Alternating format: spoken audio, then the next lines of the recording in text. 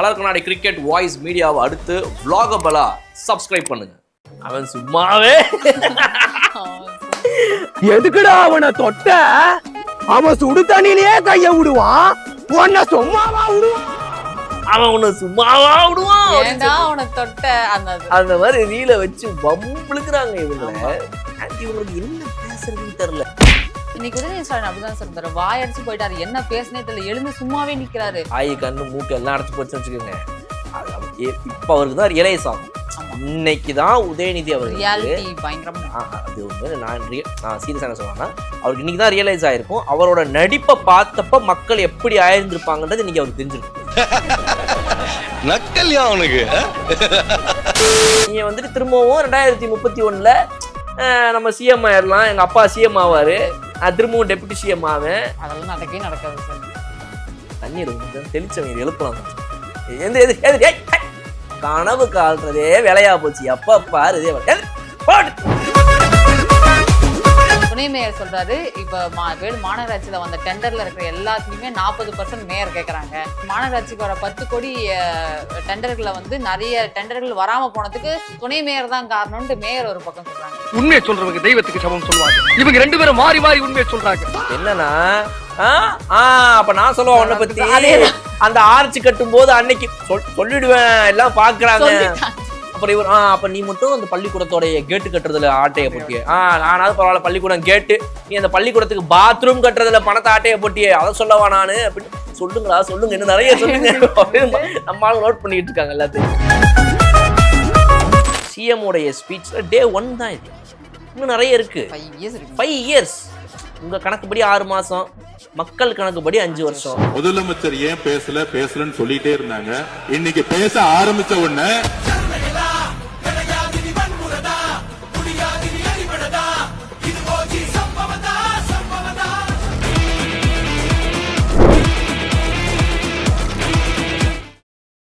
டிவிகேல இருந்து மினிஸ்டர் ரமேஷ் அவர் மேல வந்து targeted DMK campaign, attack campaigns நடத்துறாங்க அப்படின்னு அவரே சொல்லியிருக்காரு. ஒரு பிரஸ் மீட்ல சொல்லியிருக்காரு. இந்த மாதிரி தொகுதிக்கு கால் பண்ணா மினிஸ்டர் எடுக்கிறது இல்ல, எம்எல்ஏவை காணவில்லைன்னு அந்த இடத்துல வந்து திருச்சியில இருக்கவங்ககிட்ட வந்து நிறைய பேர் அந்த திமுக சார்பில் இருந்து அதை அந்த மாதிரி ஒரு பொய்யை பரப்பிட்டு இருக்காங்க அப்படிங்கிற மாதிரி விஷயங்கள் சொல்லியிருந்தாரு. என்ன மாதிரி இந்த மாதிரி பண்ணிட்டு இருக்காங்க. நான் வந்து ஒன்னொன்னு எடுத்து காட்டுறாரு. திருச்சியில ஒரு பொறுப்பு அமைச்சரா இருக்காரு, ஸ்ரீரங்கம்ல எம்எல்ஏவா இருக்காரு, அறநிலையத்துறையில மினிஸ்டரா இருக்கேன் நான். இங்க வந்து நான் எல்லா கோயில்களுக்கும் போகணும், அதே மாதிரி எம்எல்ஏவா என் தொகுதியில எல்லா வேலையும் நடக்கணும்.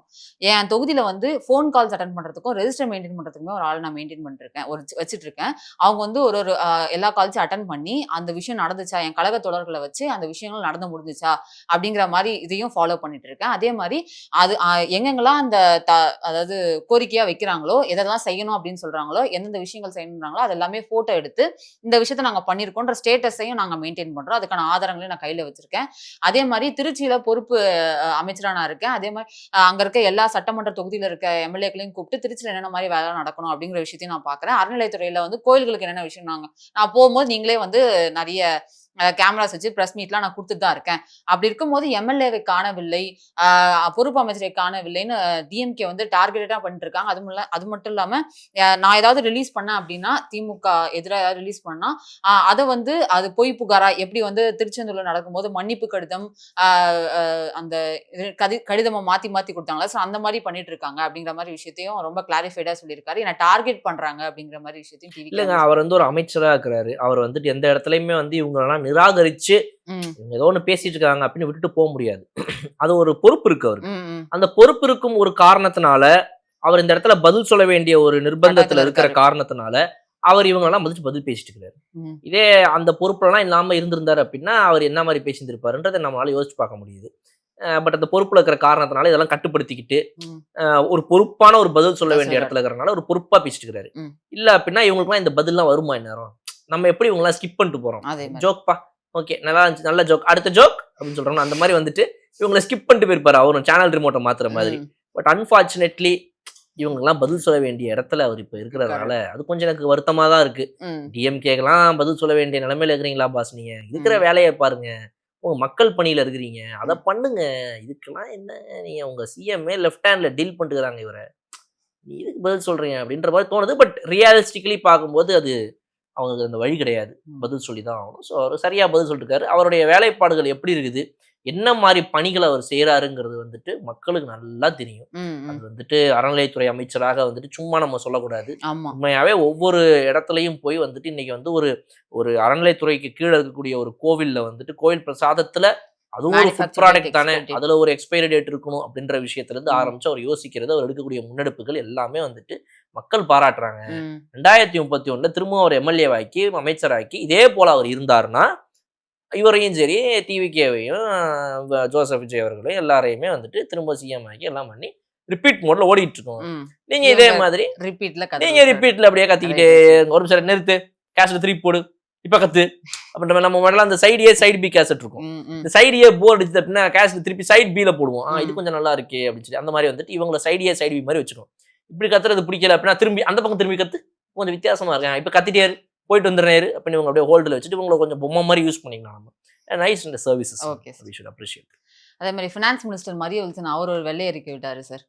இப்போ மின்துறையில வந்து ஜூன் 25ஆம் தேதி அங்க இருக்கிற கடன் 1 லட்சம் கடன் இருக்கு அப்படின்னு சொல்றாங்க. அந்த கடனுக்கு அதுல செய்யப்பட்ட ஊழல், கொள்முதல் இதெல்லாம் என்ன நடந்துச்சு அப்படிங்கிற மாதிரி ஒரு வெள்ளை அறிக்கை வந்து ஜூன் 25ஆம் தேதி வந்து வெளியிடுறதா சிடிஆர் நிர்மல்குமார் மினிஸ்டர் சொல்லியிருக்காரு சார்.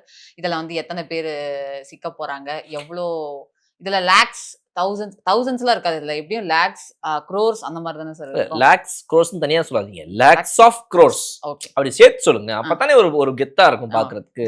இப்ப எங்கேயாவது போயிட்டு லட்சக்கணக்கில் ஊழல் பண்ணிருக்காங்களாப்பா அப்படின்னு சொன்னா, சி என்ன இது திமுக காரனா லட்சக்கணக்கில் ஊழல் பண்ணிருக்காங்க, அவனுடைய ஸ்டாண்டர்ட் எங்க, என்ன இப்படியா பண்ணிருக்கிறது இது அப்படின்னு மக்களே வந்துட்டு கொடுக்கணும். பல லட்ச கோடி அப்படி சொல்லணும்.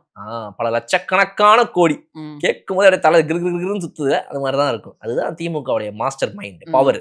ஸோ அப்போ அதில் பார்த்தீங்க அப்படின்னா இப்போ ரீசெண்டாக வந்து நீங்கள் எந்த துறையை பற்றி ஆக்சுவலாக பேசுறீங்க?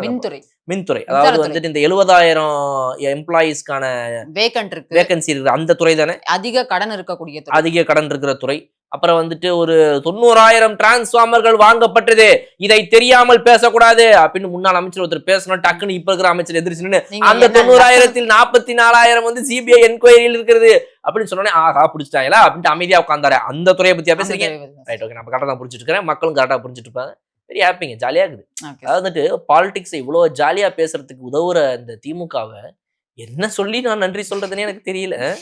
இவ்வளவு டென்ஷனா போகிற பாலிடிக்ஸ் ஒரு பக்கம். நீங்க டிவிக்கு திரும்பி பார்த்தீங்க அப்படின்னா வந்து கடன் சுமையிலேருந்து ஆரம்பிச்சு இந்த தமிழ்நாட்டுடைய வளர்ச்சியை எப்படி கொண்டு போக போறாங்க, பல அறிவிப்புகளை விட்டு வச்சிருக்காங்க. தாய்மாமன் சீரு, தங்க மோதிரம், இது அதுன்னு என்னமோ சொல்றாங்க. இதெல்லாம் எப்படா பண்ண போகுது இந்த கவர்மெண்ட், ஏற்கனவே இவ்வளவு பிரச்சனை இருக்குது அப்படிங்கிற மாதிரி நம்ம யோசிச்சுட்டு இருக்கும்போது இந்த பக்கம் இவங்களை திரும்பி பார்த்தீங்க அப்படின்னா எல்லா டென்ஷனும் மறந்து போயிடும் உங்களுக்கு. மாப்பிள்ள 5 நிமிஷம் டான்ஸ் ஆட்டு போயேன் அப்படின்னு சொல்லி அப்படியே டான்ஸ் ஆட்டு இருப்பாங்க. நீங்க நினைச்சு பாருங்க, இவங்க வந்து ஒரு என்டர்டைன்மெண்ட் சர்வீஸ் கொடுக்குறது எப்படி இருக்கு அப்படின்னா, நீங்க ஒரு அயராது உழைச்சிட்டு காலையிலேருந்து நைட்டு வந்த உடனே வீட்டுக்கு வந்துட்டு இவங்களுடைய வீடியோ.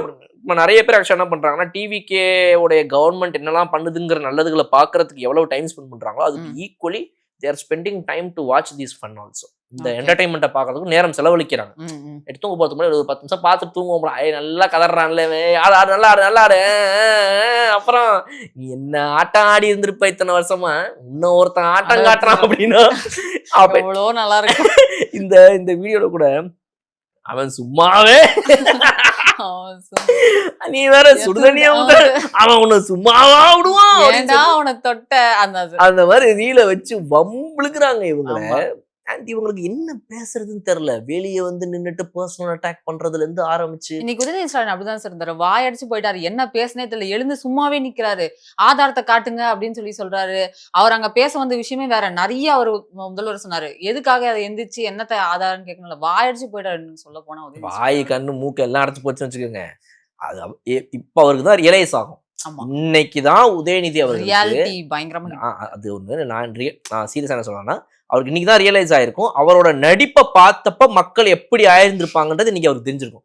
இந்த வாய் அடைச்சு மூக்கடிச்சு காதடிச்சு ஒரு மாதிரி அப்படியே ஆயிட்ட பார்த்தீங்களா. நம்ம அன்னைக்கு நம்ம அவருக்கு அதை புரிய வைக்க முடியல. ஐயா உங்களோட நடிப்பை பார்த்தா எங்களுக்கு இப்படிதான் இருக்கு, பக்கத்துல இருக்கிற காமெடி உங்களோட நல்லா நடிக்கிறாரு, நீங்க நடிக்கிறது சரியில்லைன்றது சொன்னாலும் புரிய மாட்டேங்குது, அடுத்தடுத்து படம் வேற நடிக்கிறாரு, இவர் என்ன சொல்லி புரிய வைக்கிறது. அந்த ஒரு ஸ்டன்னா இவர் நடிப்பு பார்த்து தியேட்டர்ல எவன்டா ஐயோ உட்காந்துருப்பாங்களே அவங்க எல்லாருக்குமே இன்னைக்கு பாத்தீங்க அப்படின்னா ஒரு பெரிய சந்தோஷம் என்ன அப்படின்னா, இன்னைக்கு இவர் இந்த மாதிரி அடைச்சு போயிருக்கும்போது ஐயா இப்படி தயார் இருந்துச்சு எங்களுக்கு.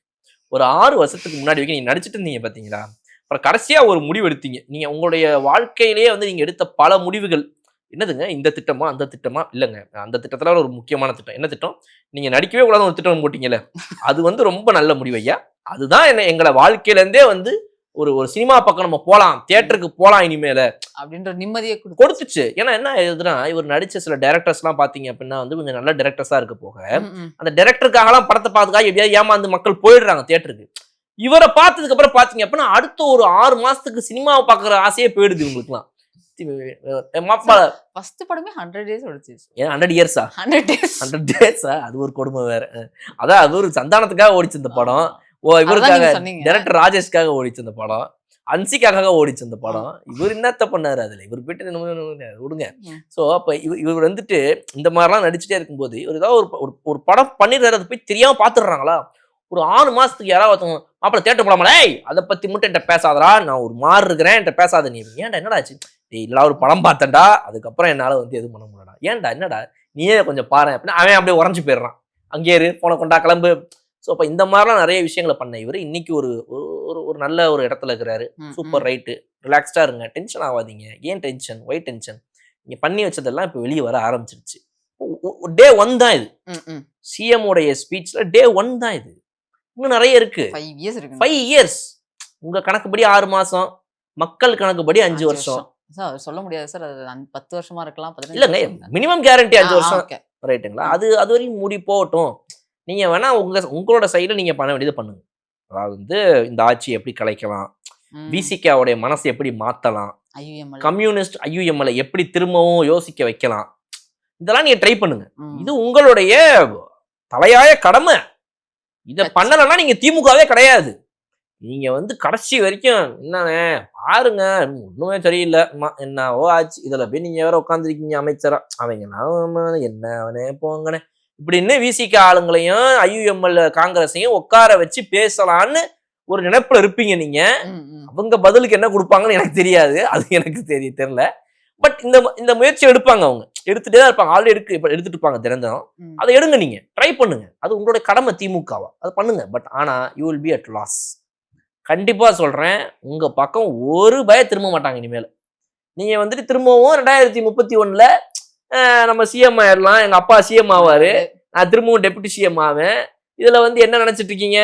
ஐயுஎம்எல், காங்கிரஸ், சிபிஎம், சிபிஐ இவங்கெல்லாம் வந்து திரும்பவும் உங்க கூட வருவாங்க. நீங்க வந்து ஆட்சியில பங்கே கொடுக்கலனாலும் பரவாயில்லன்னு இல்ல. அதெல்லாம் நடக்கவே நடக்காது சார். தண்ணி எடுங்க கொஞ்சம், தெளிச்சவங்க எழுப்பலாம் கொஞ்சம். எந்த கனவு கால்றதே வேலையா போச்சு, எப்ப பாரு இதே வேலை அப்படின்னு சொல்லி அனுப்ப வேண்டிய ஒரு வேலை வேற நமக்கு இதுல. அதே மாதிரி வேலூர் மாநகராட்சியில வந்து திமுக மேயர், துணை மேயர், அப்புறம் முதல் மண்டல உதவியாளர் இவங்க 3 பேரும் வந்து பிரஸ் முன்னாடியே சண்டை போட்டிருக்காங்க சார். ஏன்னா அது பிரஸ்னா செய்தியாளர்கள்லாம் நின்று என்ன நடக்குது மாமண்டத்துலன்னு பார்ப்பாங்க இல்லையா, அந்த மாதிரி பார்த்துருக்காங்க. அவங்க வந்து துணை மேயர் சொல்றாரு, இப்ப வேலூர் மாநகராட்சியில வந்த டெண்டர்ல இருக்கிற எல்லாத்துலயுமே 40% மேயர் கேட்கறாங்க அப்படின்னு எல்லாரும் முன்னாடி அவர் சொல்றாரு. இந்த இதுக்கு வந்து 10 கோடி மாநகராட்சிக்கு வர 10 கோடி டெண்டர்களை வந்து நிறைய டெண்டர்கள் வராம போனதுக்கு துணை மேயர் தான் காரணம்னு மேயர் ஒரு பக்கம் சொல்றாங்க. இப்படி மாத்தி மாத்தி திமுகக்குள்ளேயே சண்டை போட ஆரம்பிச்சாங்க. என்னன்னா அப்ப நான் சொல்லுவேன் உன்னை பத்தி, அந்த ஆர்ச்சி கட்டும் போது அன்னைக்கு சொல்லிடுவேன், எல்லாம் பாக்குறாங்க. அப்புறம் இவர் அப்ப நீ மட்டும் அந்த பள்ளிக்கூடத்தோட கேட்டு கட்டுறதுல ஆட்டைய போட்டியே, நானாவது பரவாயில்ல பள்ளிக்கூடம் கேட்டு, நீ அந்த பள்ளிக்கூடத்துக்கு பாத்ரூம் கட்டுறதுல பணத்தை ஆட்டைய போட்டியே, அதை சொல்லவா நானு அப்படின்னு சொல்லுங்களா, சொல்லுங்க, இன்னும் நிறைய சொல்லுங்க நம்மளால நோட் பண்ணிட்டு இருக்காங்க எல்லாத்தையுமே. அது இல்லாம ஃபர்ஸ்ட் ஸ்டார்டிங்லேயே வந்து செய்தியாளர்கள் வெளியில போங்க அப்படின்னு சொல்லியிருக்காங்க. ஆனா அதெல்லாம் வெளில போக முடியாது, நாங்க உள்ளதான் நிப்போம் அப்படின்னு சொல்லியிருக்காங்க.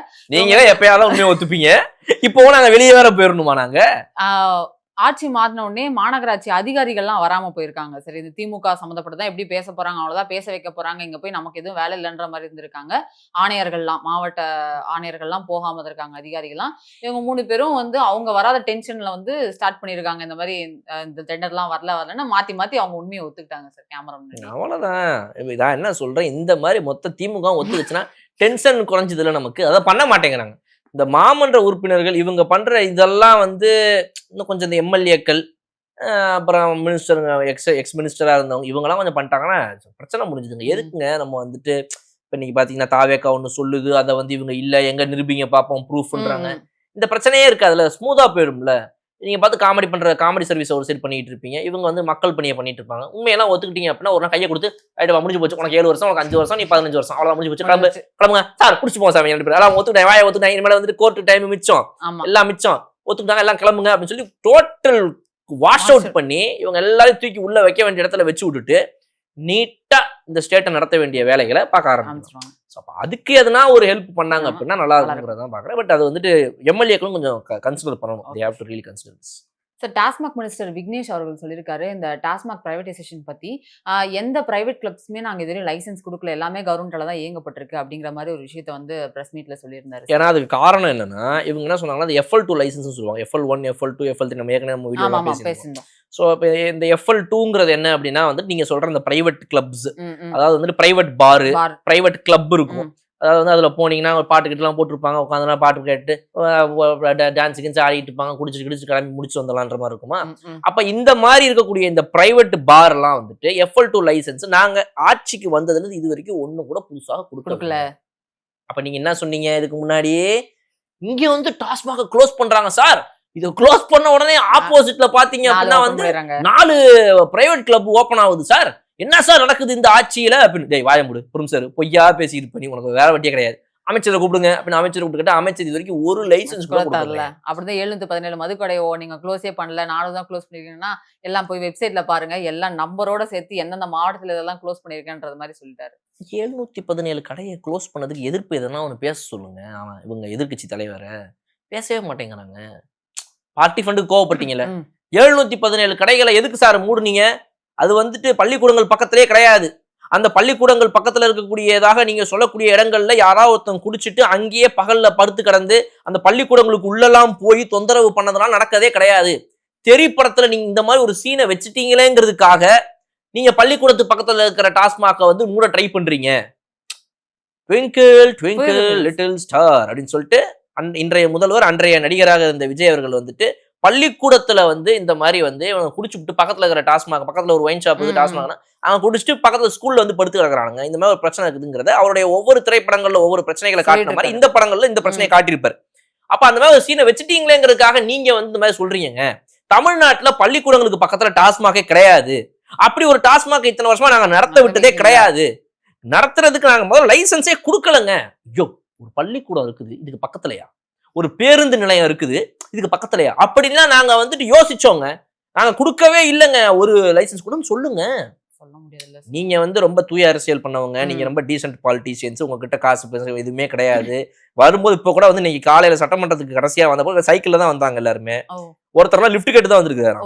ஒரு 3 முன்னாள் அமைச்சர்கள்லாம் வந்துட்டு வர வழியில வந்துட்டு ஒருத்தர் லிஃப்ட் கேட்டு கையில காசு இல்லைங்க, நான் வேணா அடுத்த மாசம் சம்பளம் வந்தோடனே போட்டு விட்டுட்டுமா அப்படின்னு சொல்லிட்டு தான் வந்து ஏரியே வந்தாராமா. ஷேர் ஆட்டோல வந்தாராம் ஒருத்தர். சொல்லுங்க, வாய்க்கு வந்து சொல்லுங்க, சும்மா சொல்லுங்க, உங்க வாய் தானே, சொல்லுங்க, என்ன வேணா உருட்டுங்க, நாங்க கேட்டே இருப்போம். நீங்க உருட்டலாம் 75 வருஷம் கேட்டாங்க, இதுக்கப்புறம் கேட்க மாட்டோம், இன்னொரு 5 வருஷம் உருட்டுங்க.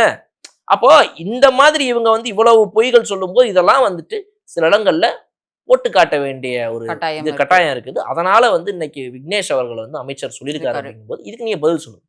எங்கேயாவது ஒரு இடத்துல ஒரு டாஸ்மாக் க்ளோஸ் பண்ணா 4 ஓப்பன் ஆகுதுன்னு சொன்னது எங்க? அமைச்சர் நான் லைசன்ஸே கொடுக்கலான்ட்டாரு. மறுபடியும் சொல்றேன், பச்சை கிளிங்கிற பேரே இதுல இல்ல. இந்த அமைச்சர் இந்த ஆட்சி வந்ததுல இருந்து நானும் திரும்ப இந்த திமுக எப்பப்பெல்லாம் அப்படி பேசுதோ இந்த பச்சைக்கிளி ரெஃபரன்ஸ் சொல்லிக்கிட்டே இருக்கிறேன். இவங்க திரும்ப பேப்பரை காசிக்கு போறதுக்கு அப்புறம் திரும்ப இன்னொரு பேப்பர்ல எழுதி கொண்டு வந்து எதையோ ஒண்ணு காட்டி இது பச்சைக்கிளின்றாங்க. அது இல்லைன்றோம். தொழில்துறை அமைச்சர் கீர்த்தனா இருக்காங்கல்ல சார், அவங்க வந்து இங்க தமிழ்நாட்டுக்கு வர வேண்டிய நிறைய பொருளாதார திட்டங்கள்லாம் எல்லாமே வந்து ஆந்திராவுக்கு போகுது அப்படின்ற மாதிரி ஃபர்ஸ்ட் அந்த 40 நாள்லயே வந்து நிறைய எல்லாமே வந்துச்சு. இவ்வளவு கோடி திட்டங்கள்லாம் வந்து தமிழ்நாட்டுக்கு வராம வேற மாநிலங்களுக்கு போயிடுச்சுட்டு அவங்க மேல ஒரு குற்றச்சாட்டு வச்சாங்க. விஜய் அவர்களோட பிறந்த நாளுக்கு அவங்க சிவகாசியில வந்து அதை செலிப்ரேட் பண்ணும்போது அந்த கூட்டத்துல அவங்க பேசியிருந்தாங்க. ஏன் அவங்கள டேட்டாஸ் காட்ட சொல்லுங்க, நான் இப்ப டேட்டாஸ் காட்டுறேன், எவ்வளவு திட்டங்கள் வந்துச்சு, அது எப்போ வந்து சாங்ஷன் ஆயிடுச்சு, எப்போ ப்ரொபோசல் வந்துச்சு, அது எப்போ வெளியில போச்சுன்னு நான் சொல்றேன் அப்படின்ற மாதிரி அவங்க அந்த கூட்டத்துல வந்து நிறைய பேசியிருந்தாங்க. ஏன் சட்டமன்றத்துல வந்து எதிர்க்கட்சி தலைவர் வந்து பேசிட்டு இருக்கோம், அதான் கடைசி பாயிண்டா வச்சாரு. இந்த மாதிரி தொழில்துறை அமைச்சரை வந்து இதெல்லாம் பார்க்க சொல்லுங்க, இந்த மாதிரி நிறைய திட்டங்கள் வந்து வெளியில போகுது அப்படின்ற மாதிரி அவர் குற்றச்சாட்டு வைக்கும் போது உடனே அவங்க எழுந்து பேசலாம்னு முற்படும் போது அவங்க ராஜ்மோகன் எழுந்து பேசிட்டு வெளில போயிட்டாங்க. அவங்க பிரஸ் மீட் வெளில வந்து கொடுத்தாங்க. இந்த மாதிரி நான் டேட்டாஸ் எடுத்து பேசினேன், அதுக்குள்ள அவங்க கிளம்பிட்டாங்க, என்னால பேச முடியல அப்படின்ற மாதிரி ஒரு வருத்தத்தையும் தெரிவிச்சிருந்தாங்க. பிரஸ் மீட்ல அவங்க கேட்ட கேள்விக்கெல்லாம் எவ்வளவு திட்டங்கள் வந்து வெளியில போயிருக்கு, எவ்வளவு உள்ள வந்திருக்கு, இது வரையும் அந்த கப்பல் கட்டுமான கட்டுமான திட்டம் முதற்கொண்டு இதெல்லாம் வந்திருக்கு அப்படிங்கிற மாதிரி அந்த பிரஸ் மீட்ல அவங்க எல்லாத்தையும் எக்ஸ்பிளைன் பண்ணிட்டாங்க சார். இல்ல இவங்க வந்துட்டு பெண்கள் பாதுகாப்புக்கு நாங்க தான் வந்துட்டு கேரண்டி அப்படி இப்படின்னு பெருசா வந்து விளம்பரம் பண்ணுவாங்க. ஆனா வந்து எதிர்க்கட்சியில ஒரு பெண் அமைச்சராக இருக்கிற காரணத்துக்காக மட்டுமே மாரிதாஸ் அவர்கள் வந்து தனிப்பட்ட முறையில வந்து ஏதோ ஒரு லாபத்துக்காக அவர் எதுக்காக அப்படி பண்ணாருன்னு எனக்கு தெரியல. இவங்க மீது வந்து ஒரு பெரிய ஒரு ஸ்கேம் ஒண்ணு வந்து பண்ணிக்கிட்டே இருந்தாரு அவரு. அது ஒரு பக்கம். பட் ஆனா திமுக தரப்புல இருந்துமே பாத்தீங்க அப்படின்னா வந்துட்டு இவங்க நியூஸ் சேனல்ஸ்ல இருந்து ஆரம்பிச்ச எல்லா இடத்துலயும் இவங்க போட்டது என்ன அப்படின்னா, இன்றைய தொழில்துறை அமைச்சராக இருக்கக்கூடியவங்க வந்துட்டு அங்க அண்டை மாநிலங்களுக்கு போனதுக்கு காரணமே இவங்க தான், போக விட்டு வேடிக்கை பார்த்துட்டு இருக்கிறாங்க அப்படின்லாம் சொல்லிட்டு கனிமொழி அவர்கள் இருந்து ஆரம்பிச்சு வந்துட்டு இந்த அரசாங்கம் ஏன் வந்துட்டு இந்த ஊருக்கு விட்டுச்சு அந்த ஊருக்கு விட்டுச்சு, தமிழ்நாடுக்கு வர வேண்டியதுலாம் வந்து கதை கட்டிட்டு அவங்க போட்ட ரீல கூட மென்ஷன் பண்ணியிருந்தாங்க சார் டிஎம்கே சைட்ல. ஆமா உதயநிதி ஸ்டாலின் அவர்கள் இல்ல, அந்த விமர்சனம் சொன்னேன். ஆமா இப்ப அதுக்கு அமைச்சர் என்ன சொல்லியிருக்காங்க அப்படின்னா, உங்களோட ஆட்சியில 25 கம்பெனிஸ் தமிழ்நாட்டை விட்டு வெளியே போயிருக்கு, இதுக்கு எங்க டேட்டா இருக்குது, இதை நீங்க இல்லைன்னு சொல்ல முடியுமா அப்படின்னு கேக்குறாங்க. இப்ப மூஞ்சிக்கு எங்க வச்சுப்பீங்க? இதனால கிட்டத்தட்ட வந்து ஒரு 3 லட்சம் கோடியோ என்னமோ வந்துட்டு நமக்கு வர வேண்டியது போயிடுச்சு அப்படின்ற மாதிரி சொல்றாங்க. ஒரு எத்தனையோ ஆயிரம் பேர் வந்துட்டு எத்தனையோ ஆயிரம் வேலை வாய்ப்புகள் அவங்களுக்கு வந்து இதுல இருந்து போயிருக்கு. 2 லட்சம் எம்ப்ளாயிஸ்க்கான வேலை வாய்ப்பு இதுல இருந்து வந்து பறிக்கப்பட்டிருக்குது. இதுக்கெல்லாம் காரணம் யாரு? இதெல்லாம் நீங்க பண்ணிட்டு கிளம்பிட்டு 40 நாள்ல வந்து எங்க கிட்ட வந்துட்டு ஒம்புக்கு வந்துகிட்டு எங்கனால இது போயிடுச்சு எங்கனால அது போயிடுச்சுன்னு இப்படி ஒரு பொய்யான ஒரு இதை வந்து கட்டமைக்கிறீங்களே அப்படின்ற மாதிரி கேள்விகளை வந்துட்டு அவங்க அடுக்கடுக்கா எடுத்து வச்சதெல்லாம் வந்துட்டு சிம்பிள் ஒரு பெண் அமைச்சராக இருக்கிறாங்க அப்படிங்கிற ஒரே காரணத்துக்காக அவங்களை எப்படிலாம் டார்கெட் பண்ணலாம், அவங்களை என்னென்னலாம் பண்ணா அவங்க வந்துட்டு இதுல இருந்து அப்படியே அடங்கி ஒடுங்கி உக்காந்துருவாங்க அப்படின்றது.